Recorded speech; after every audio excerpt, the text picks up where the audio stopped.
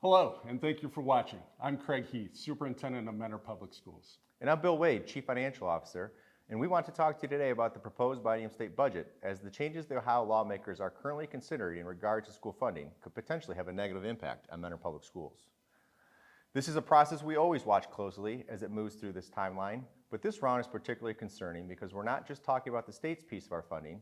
The proposal that has been passed by the House and is now in the Senate would impact our local property tax funding as well, which makes up the majority of our budget. But it's not too late to adjust course. And that's why we want to make sure you are informed about what's happening. We know how important it is to be good stewards of your tax dollars.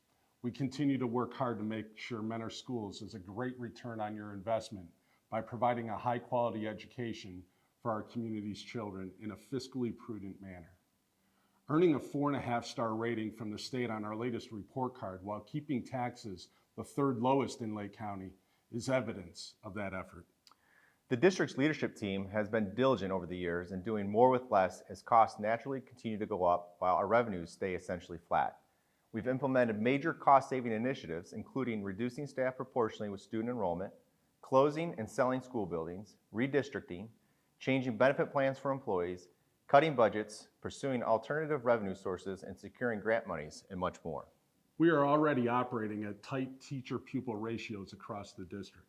Additional cuts to our funding would jeopardize the quality of the education and the well-rounded programming we provide. So while there are a couple of factors about the proposed budget that are worrisome for us here in Mentor, the one we want to focus on is, you may have heard it referred to as the clawback or the 30% cap. Yeah, Mr. Heath, this provision would not allow us to have our general fund balance to be more than 30% of the previous year's expenses without regard to any of our planning or future obligations. Essentially take away all of our local control in the form of funding that our voters have already approved on for our schools. This is problematic here in Mentor because it negates our commitment to long-term plans we promised.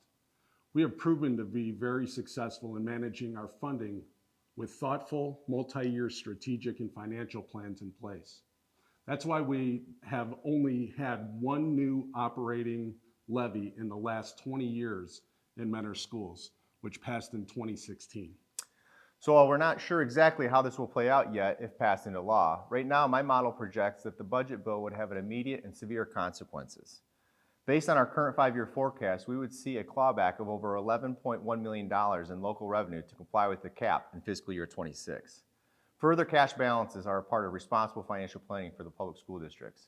Maintaining a balance helps us ensure that we can keep up with the cost of inflation and navigate unforeseen circumstances without impacting students' educational experiences.